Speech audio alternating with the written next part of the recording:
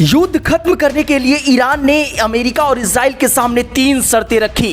क्या अमेरिका और इजराइल इन 3 शर्तों को मानेगा और अब युद्ध पर विराम लगने वाला है?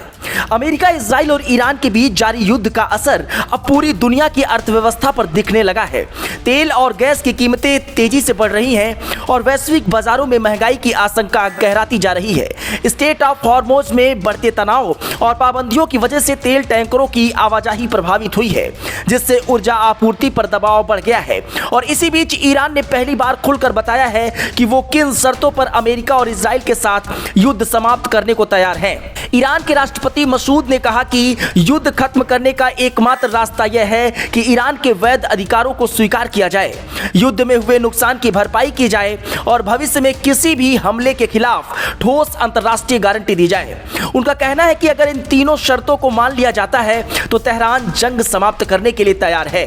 राष्ट्रपति ने यह बयान सोशल मीडिया प्लेटफॉर्म एक्स पर दिया। उन्होंने लिखा, रूस और पाकिस्तान के नेताओं के साथ बात करते हुए मैंने इस इलाके में शांति के लिए ईरान के वादे को फिर से पक्का किया है।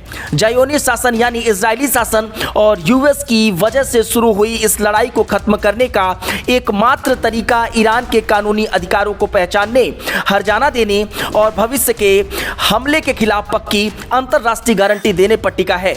ईरानी राष्ट्रपति ने यह भी कहा कि मौजूदा संघर्ष की शुरुआत ज़ायोनिस्ट शासन और अमेरिका की कार्रवाई से शुरू हुई। उनका कहना है कि जब तक इन मुद्दों पर ठोस समझौता नहीं होता तब तक युद्ध खत्म करना संभव नहीं होगा।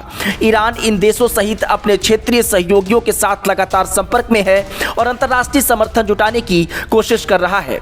ईरान की यह कूटनीतिक पहल ऐसे समय में सामने आई है जब युद्ध दूसरे हफ्ते में पहुंच चुका है और फिलहाल तनाव कम होने के कोई संकेत नहीं दिख रहे हैं। तेहरान का कहना है कि वह क्षेत्र में शांति चाहता है, लेकिन इसके लिए जिम्मेदार देशों को जवाबदेह ठहराना जरूरी होगा।